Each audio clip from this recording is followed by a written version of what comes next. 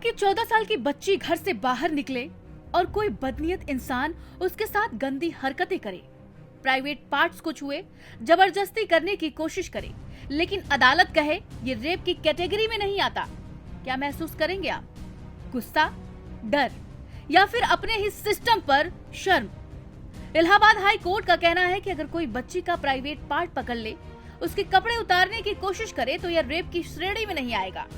Court का तर्क था कि रेप के प्रयास के लिए अभियोजक पक्ष को साबित करना होगा कि यह अपराध सिर्फ तैयारी तक सीमित नहीं था, बल्कि आरोपी का इरादा स्पष्ट था। अब सोचिए, जब कोई बच्ची को खींचकर कहीं ले जाने की कोशिश करता है, जबरदस्ती उसके कपड़े खोलने की कोशिश करता है, तो उसका इरादा और क्या ही हो सकता है? क्या वो उसे नई ड्रेस गिफ्ट करने वाला था या फिर उसे स्कूल की यूनिफॉर्म बदलने में मदद कर रहा था?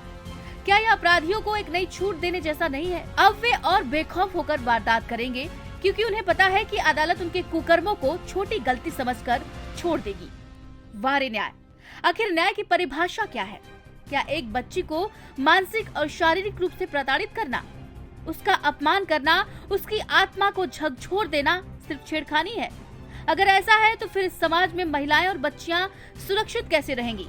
क्या हमें अपनी बच्चियों को यही सिखाना होगा कि अगर उनके साथ कुछ गलत हो जाए तो रोने और चिल्लाने से कुछ नहीं होगा, क्योंकि अदालत भी यह कह देगी कि अरे ये तो सिर्फ छेड़खानी थी? भाजपा की राज्यसभा सांसद और राष्ट्रीय महिला आयोग की पूर्व अध्यक्ष रेखा शर्मा ने इस फैसले पर नाराजगी जताते हुए कहा कि अगर जज ही संवेदनशील नहीं होंगे तो महिलाएं और बच्चियां सुरक्षित कैसे रहेंगी? बॉम्बे हाई कोर्ट की नागपुर बेंच का 2021 का एक फैसला भी कुछ ऐसा ही था, जिसमें जज ने कहा था कि स्किन टू स्किन संपर्क के बिना पॉक्सो के तहत अपराध नहीं माना जाएगा, लेकिन सुप्रीम कोर्ट ने इस फैसले को पलट दिया था।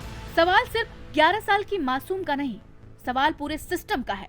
अब सवाल आपसे है, आप ऐसे फैसलों पर क्या सोचते हैं? अपनी राय कमेंट में हमें जरूर बताएं।